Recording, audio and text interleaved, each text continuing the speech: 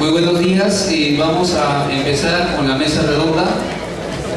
En esta oportunidad tenemos invitados al Consejo Concitec, un representante de socios y también de la academia. La mesa redonda, el tema es diversificación productiva eficiente. Bueno, la mecánica es la presentación de 10 a 15 minutos sobre el tema diversificación productiva eficiente. Vamos a dar el uso de la palabra al profesor Mauricio para que pueda empezar esta mesa redonda. Bueno, yo voy a iniciar la mesa hablando un poquito del tema para luego entrar al debate. Vamos a tocar dos aspectos principalmente. Uno es del problema y luego de la solución. Todos sabemos de que Perú es un país exportador con bajo o nulo valor agregado. Exportamos minerales no procesados. Y a pesar de que hemos tenido un buen crecimiento, como muestran los estudios, Perú ha tenido un crecimiento promedio de 2013 a 2012 en 6.5%, debajo de Argentina, que ha tenido 7.2%. Hemos tenido una reducción de pobreza de 2011 entre 2004 del 30,9%. La deuda pública representa respecto al PBI 20.5% y la inflación promedia es una de las más bajas de la región, 2.9%. O sea, a pesar de que hay una serie de indicadores económicos que nos ubican bien, pero hay otros indicadores donde nos ubican mal, ¿no? Que se refiere a la productividad y se refiere al valor agregado que nosotros damos a lo que exportamos, se refiere al perfil exportador que tiene Perú. En ese sentido, el gobierno ha lanzado, que es un tema que todos conocemos, décadas, pero que poco se ha hecho al respecto. Pero este gobierno ha decidido al menos ver el tema y hacer una propuesta. Y se ha lanzado el Plan Nacional de Diversificación Productiva. Entonces, el gobierno actual está pensando de que no deberíamos solo vivir de los productos con bajo valor agregado, sino que deberíamos ver la forma de cómo entrar a producir otros tipos de productos que podrían hacer que la economía del país crezca y que no sea tan relacionado solamente a los precios de los minerales. El Plan Nacional de Diversificación Productiva se centra en tres ejes, que son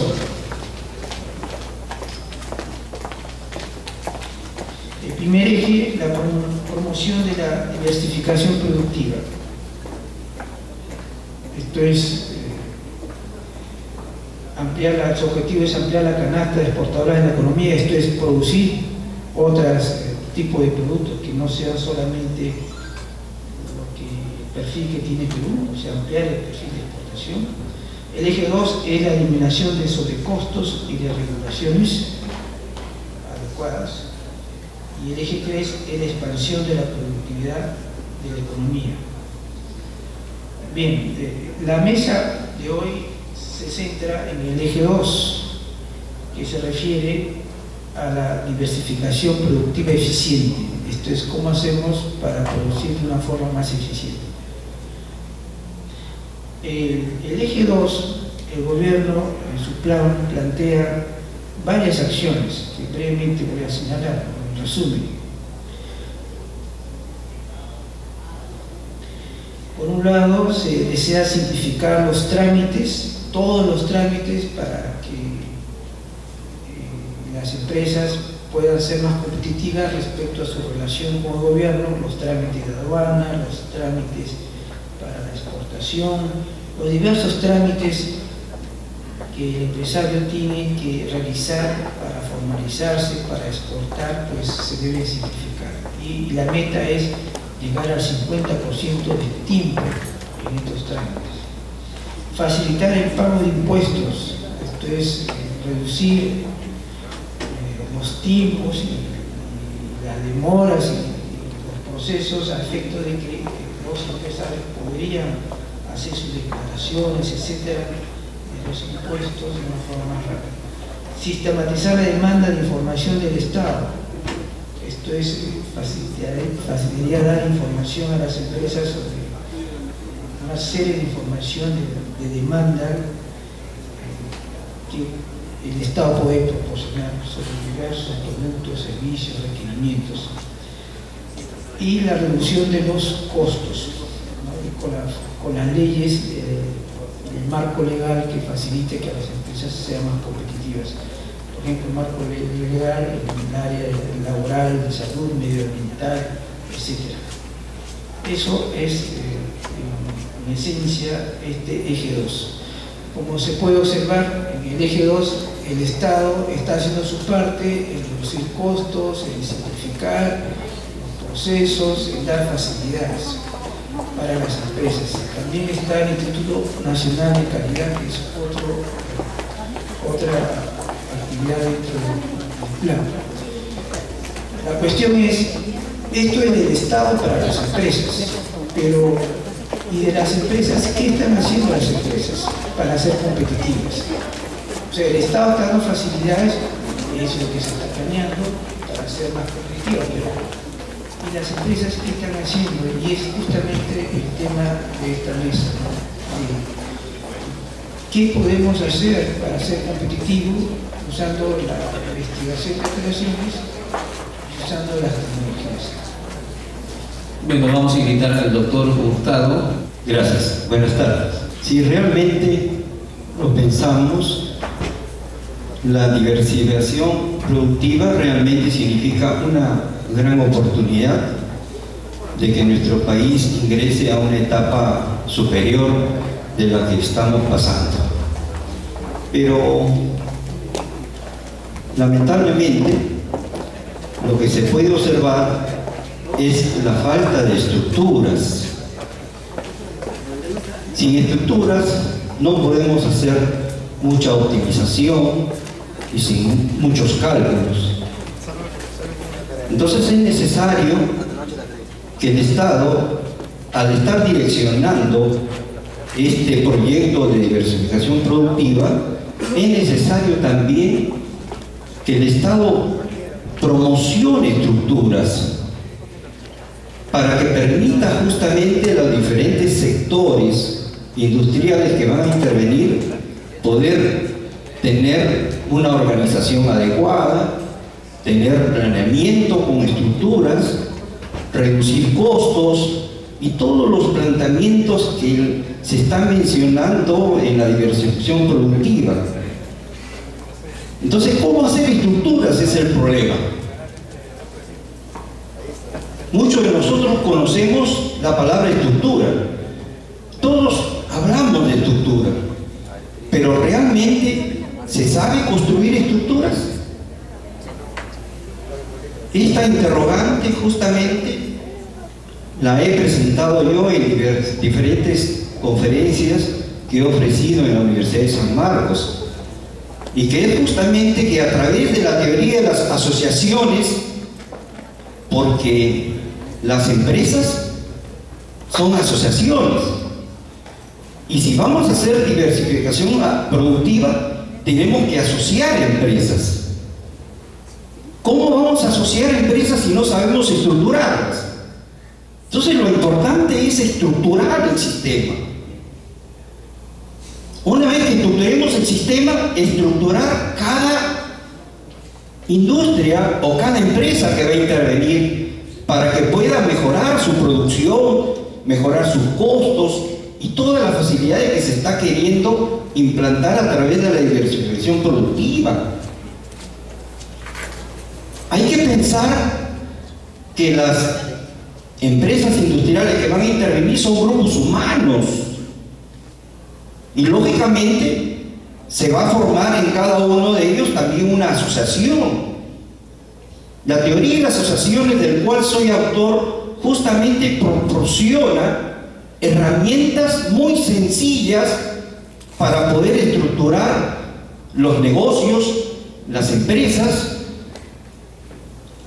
y si también quieren innovar, también la teoría de las asociaciones les permite cómo mejorar la estructura para poder reducir aún más los costos, aumentar la productividad, ¿no? Y la eficiencia que estamos buscando dentro de las empresas normalmente.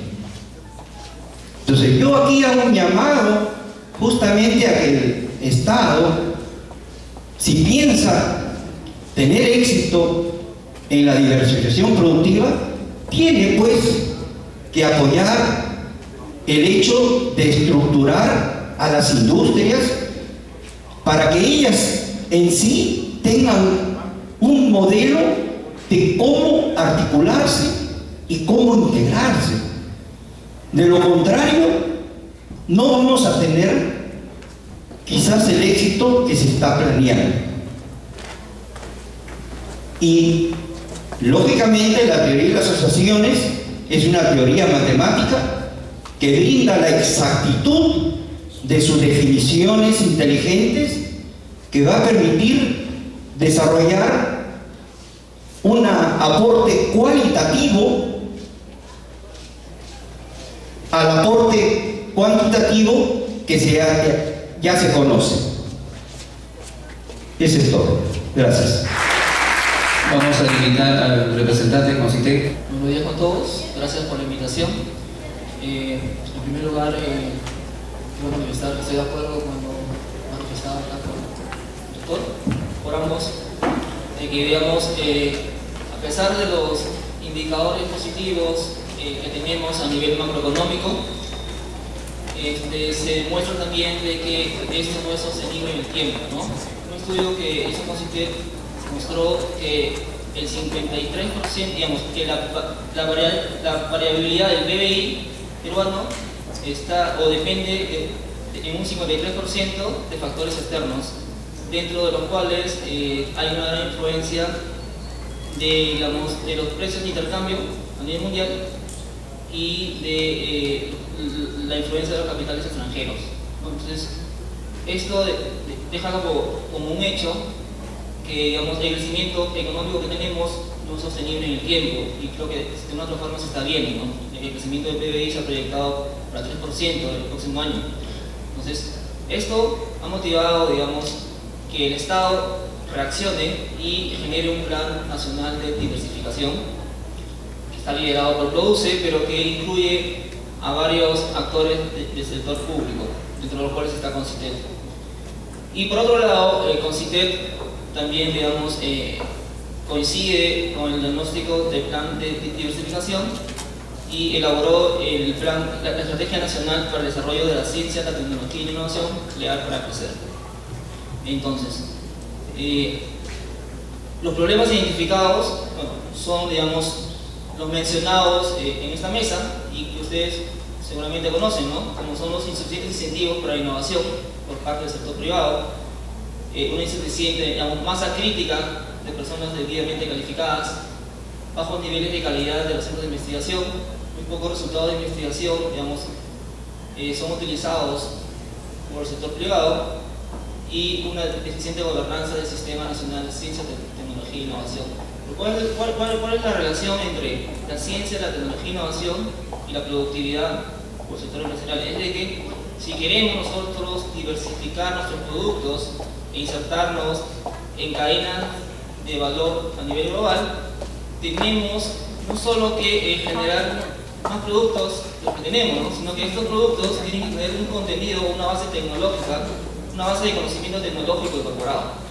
Aproximadamente el 0.4% de las exportaciones peruanas son catalogadas de alta tecnología, y la gran mayoría son, digamos, exportaciones tipo primarias, lo cual nos cataloga como un país primario exportador. Ahora, una de las deficiencias, digamos, de este Sistema Nacional de Ciencia, Tecnología e Innovación fue justamente la poca vinculación que existe entre las mismas empresas, entre el mismo sector industrial, pero también la poca vinculación que existe entre la academia, quien, digamos, por naturaleza es la encargada de generar conocimiento, y la industria, ¿no? Que es quien aprovecha este conocimiento para generar productos y bienes de mayor valor agregado. Entonces, lo que se menciona de que no hay, digamos, una política, digamos, que permita estructurar, digamos, a las empresas, promover la asociatividad y de este medio generar más competitividad, reduciendo costos, aprovechando oportunidades de mercado. Eso es cierto. Sin embargo, la estrategia que ha creado de CONCITEC, como el Plan Nacional de Diversificación, tiene un enfoque de clúster, ¿no? O sea, el Consejo Nacional de Competitividad elaboró un estudio para identificar clústeres en el Perú, y en los cuales se identificaron 41 clústeres.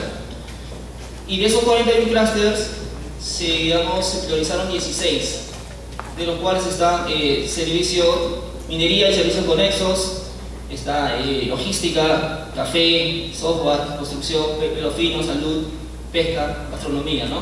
Entonces, esto ya es un primer, digamos, intento por trabajar en base a la asociatividad empresarial, promoviendo, digamos, la asociación, el trabajo en clúster, ¿no? Y todo, digamos, las estrategias por parte de CONCITEC de desarrollo de ciencia, tecnología e innovación tienen ese enfoque, o van a tener ese enfoque, ¿no? De trabajar con clúster, es decir, vincular por un lado la oferta tecnológica relacionada a nuevos materiales, a biotecnología, a TICs, al medio ambiente, relacionados a las demandas de estos clústeres, de estas asociaciones empresariales, ¿no?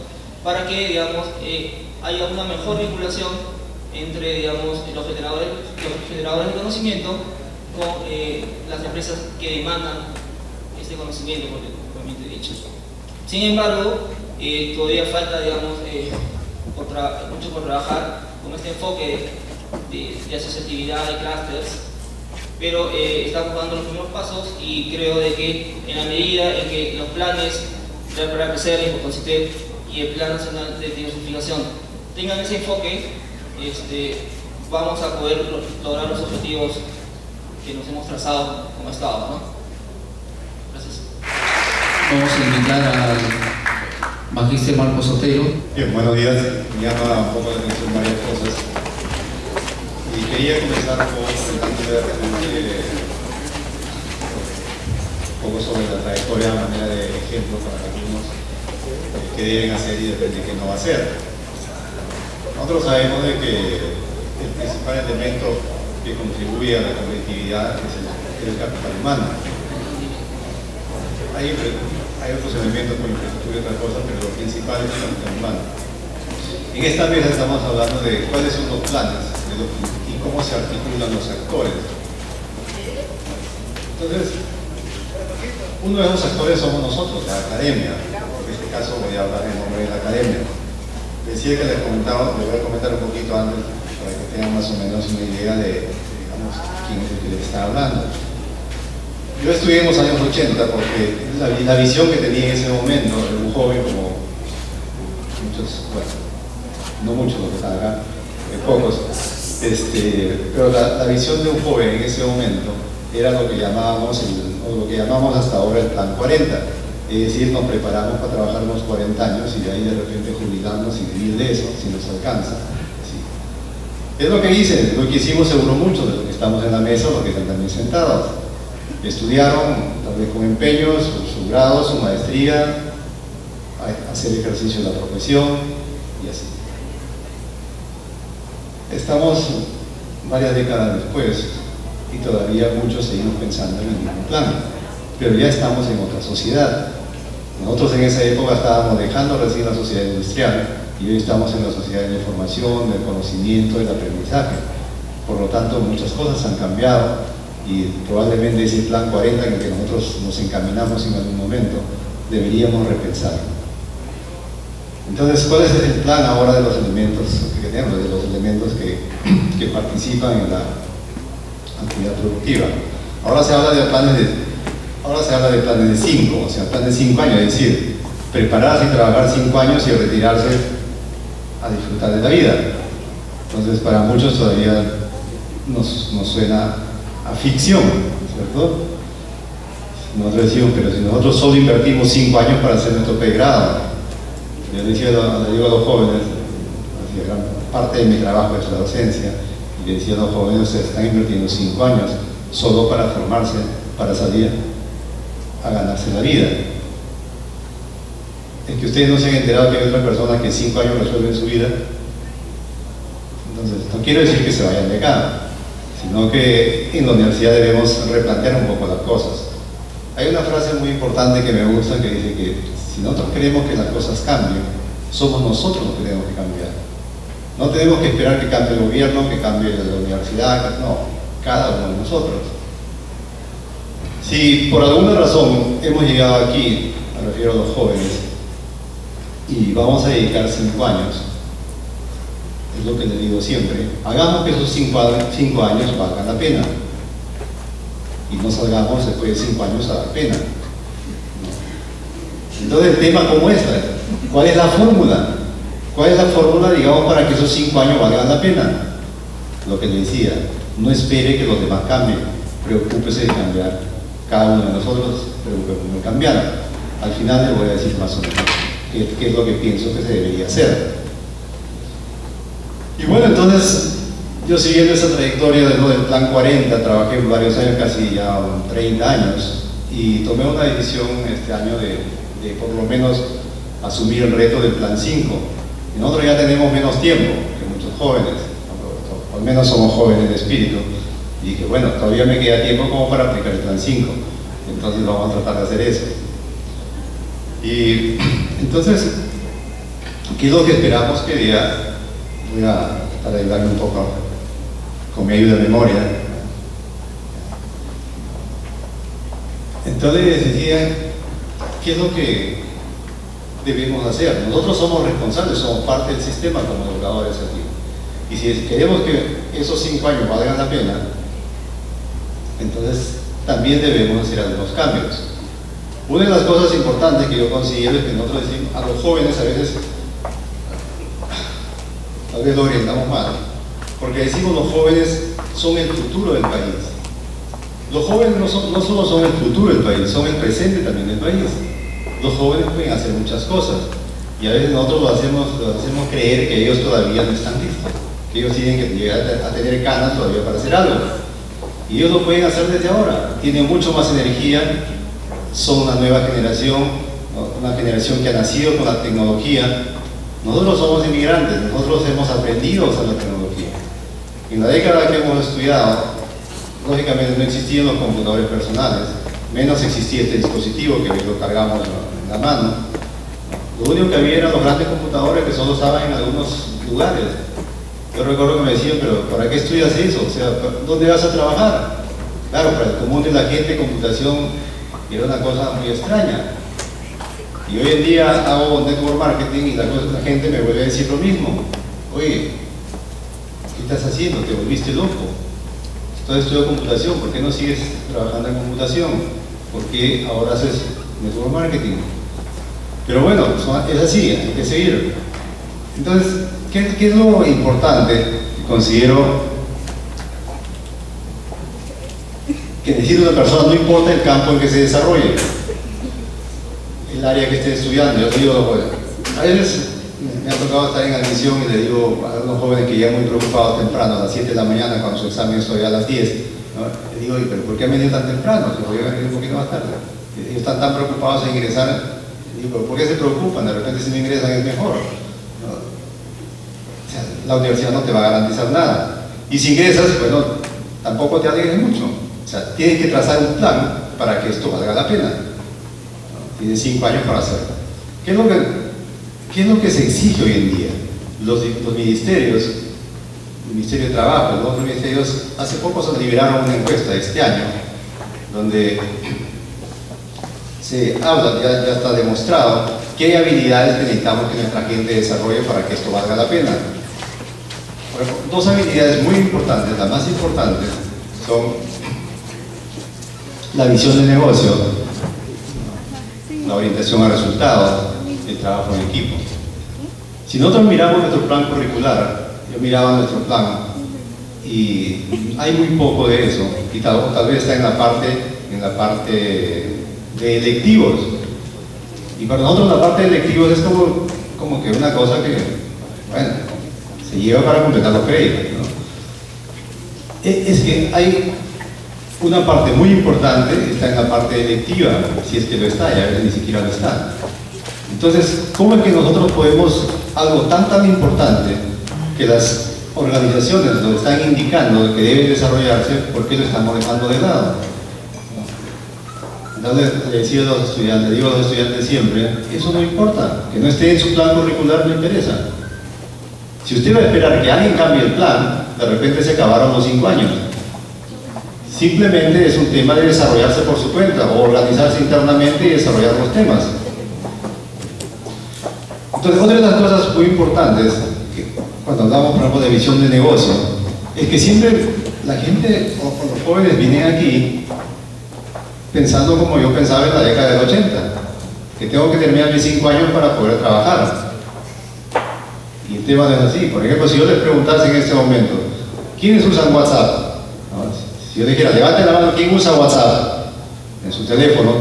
Probablemente todos lo usen. Alguien desarrolló ese aplicativo y lo vendió pocos años después en millones. ¿Por qué un grupo de estudiantes de aquí no podría desarrollar un software similar o que resuelva otro problema específico de nuestra realidad?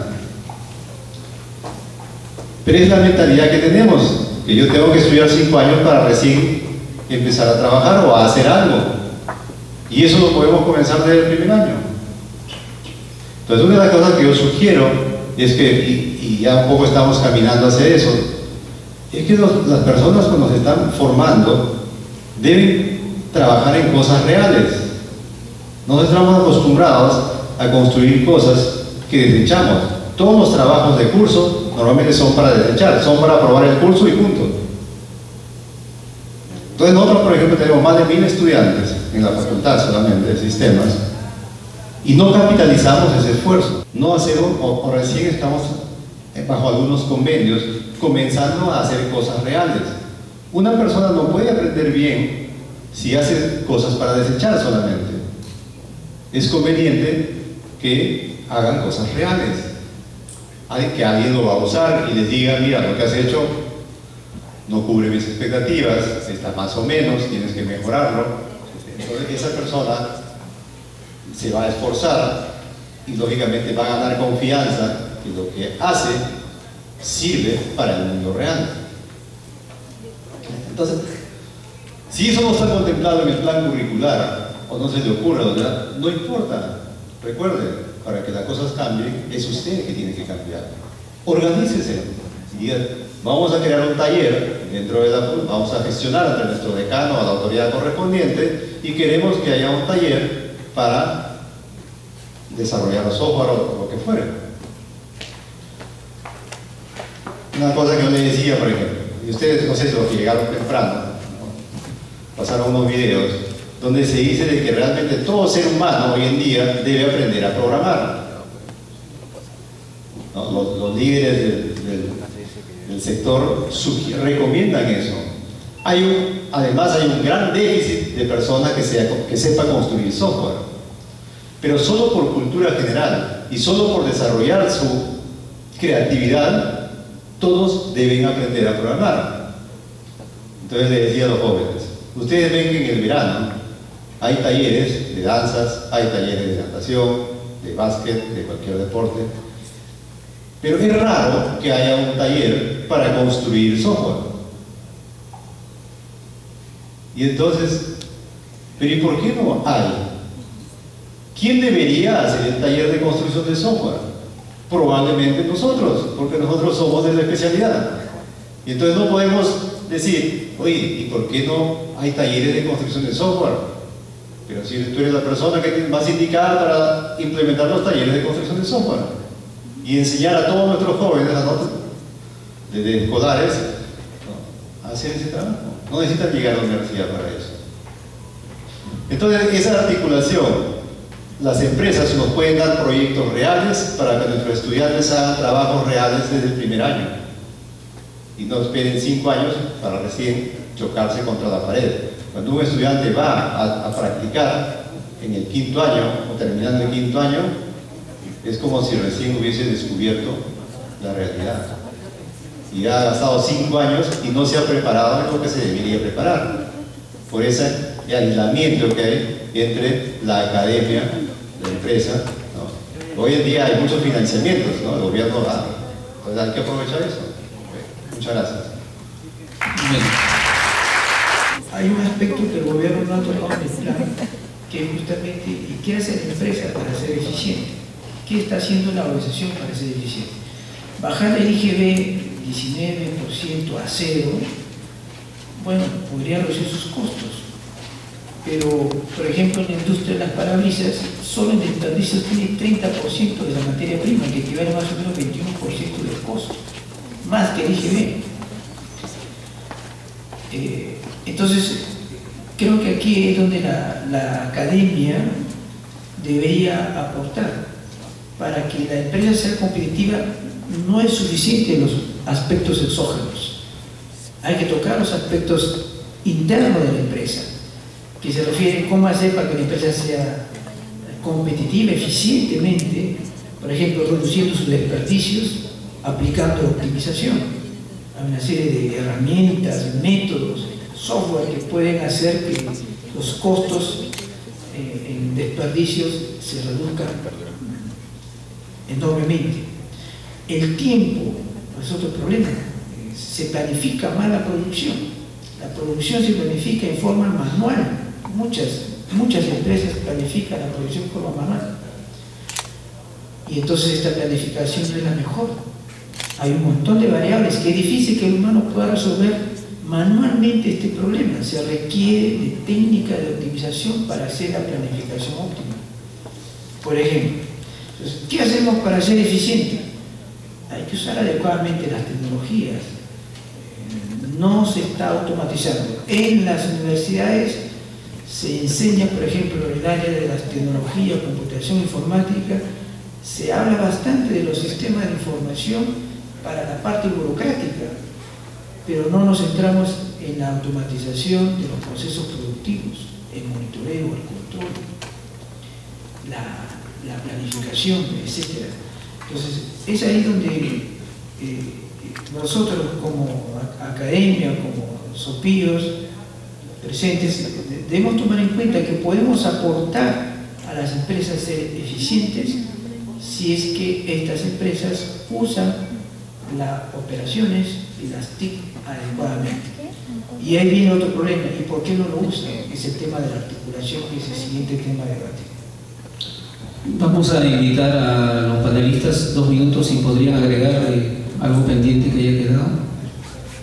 Sí, quisiera mencionarle que, un poco para responder a la pregunta de por qué la empresa, digamos, no reacciona o toma, digamos, la iniciativa, ¿no?, para poder ser más eficiente, ¿no? Un poco creo que la respuesta va porque es debido a la heterogeneidad del sistema productivo peruano, ¿no? Es decir, el 98% de empresas son MIPES, micro y pequeñas empresas, que tienen, digamos, problemas de productividad muy grandes. Es decir, y entre las microempresas, las pequeñas empresas y las medianas, hay unas brechas de productividad y de uso, digamos, de la tecnología muy grandes.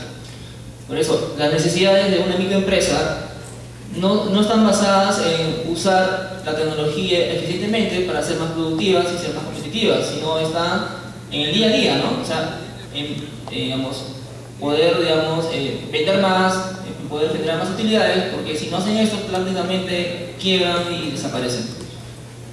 En comparación con otros países en que, digamos, hay una estructura productiva mucho más homogénea, que además está articulada. Esas empresas, ¿por qué no usan tecnologías? Por dos razones también. Uno, porque la vinculación con la academia es muy pobre, es decir, no hay digamos, un desarrollo, digamos, acompañado, digamos, entre la industria, entre las empresas y la academia. Y por otro lado, es de que las capacidades, digamos, tecnológicas de las empresas, o sea, entendida esta como la capacidad de poder adoptar la tecnología e incorporarla en sus procesos productivos, la capacidad de poder adaptar, es decir, modificar la tecnología para que, digamos, pueda ser utilizada de forma más eficiente, y la capacidad de poder crear nueva tecnología a partir del uso esta tecnología incorporada es muy baja en las empresas, ¿no? Por eso que quizás, digamos, no hay una demanda, digamos, tecnológica de las empresas, porque, o sea, ¿qué hace, digamos, si ustedes, digamos, si la academia va a una empresa típica peruana y le dice, tengo este producto o este proceso que va a poder automatizar, ¿cierto?, tus procesos en empresa y reducir, digamos, la merma o el tiempo, prácticamente el empresario no te va a escuchar, ¿no? Y por un lado, y por otro lado, cuando va a querer incorporarla, quizás tenga problemas porque no tiene, digamos, las capacidades para poder incorporarla, es decir, tiene problemas con el capital humano, tiene problemas, digamos, con la logística, problemas organizacionales, ¿no? Entonces, eso creo que es parte, digamos, de la problemática que existe y que de una u otra forma el Plan Nacional de Diversificación intenta atacar en el eje número 3, ¿no? El eje número 3 es expandir, digamos, la productividad, que tiene como sus componentes cerrar estas brechas por medio de servicios de extensión tecnológica, ¿no? Entonces, también ha sido tomado en cuenta, ¿no? Pero creo yo, digamos, que esa es la respuesta de por qué el sector productivo no responde, digamos, en forma automática o por propia iniciativa a ese tema, ¿no? Doctor Luperro. Gracias. Bueno, volvemos siempre a mencionar la ausencia de una cultura organizacional que lamentablemente es deficiente en nuestras pequeñas empresas. Entonces es importante, además de este planeamiento de diversificación productiva, vaya acondicionado para que estas pequeñas empresas aprendan a manejar sus estructuras, darles lineamientos básicos que les permitan justamente desarrollarlas en forma eficiente. Lamentablemente, el concepto de estructura se ha manejado a nivel mundial, si ese es el término, en forma de sentido común. Se ha ido mejorando lo mejorado, que significa que todavía no se ha llegado a la exactitud. De ahí que la teoría de las asociaciones que yo he propuesto busca eso, busca llegar a la exactitud a través de definiciones exactas como la que brinda la teoría matemática, expresadas en un mundo real, para que las personas puedan entender a través de las palabras, de las acciones o hechos, cómo ellos también hacen mucha matemática y sentirse con la capacidad de poder mejorar su conocimiento implícito a través de ellos. Y esa es la dificultad que pienso yo que va a ser bastante prioritario de poderlo solucionar. El hecho de darles una cultura organizacional eficiente, quizás a través de las articulaciones, de las integraciones exactas que deben de ocurrir para que las acciones, todas las acciones, sean productivas. Si logramos que todos ellos piensen solamente en hacer acciones productivas, es que vamos a llegar a la excelencia, a la calidad que tanto buscamos. Gracias. Vamos a invitar al profesor ingeniero Ruiz para que pueda hacer el resumen de la mesa redonda, profesor de la Facultad de Ingeniería Industrial. Buenos días, estimados y distinguidos miembros de la mesa directiva, distinguido público. A nombre de la comisión organizadora de COPIUS, agradecemos a los ilustres miembros de la mesa directiva, representantes de CONCITEC y de la academia, y el presidente de SOPIUS, el doctor Mauricio. A modo de resumen de lo tratado en esta primera reunión, vamos a dar algunas ideas. El Estado debe entonces promover las estructuras y propiciar estructuras adecuadas en las organizaciones en cuanto a planeamiento, costos y asociaciones de empresas desde el punto de vista de los clústeres para que se vinculen entre ellos y el Estado. Por su parte, la academia debe propiciar una adecuada formación de profesionales que respondan a las expectativas, preocupándose en propiciar que el trabajo y el quehacer de la academia esté reflejado en la realidad, en la solución de problemas reales de la empresa, y de este modo contribuir a su fin social y a los resultados que espera el Estado. Asimismo, se debe, desde el punto de vista de la academia y desde la propia empresa, preocuparse en establecer un uso adecuado de las tecnologías de información en los procesos productivos y de servicios, a fin de optimizar el uso de recursos y maximizar sus costos, siempre con beneficio de la sociedad y de la humanidad. Muchas gracias.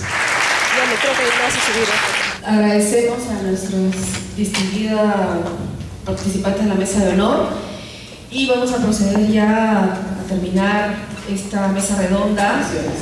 Muchas gracias a todos ustedes.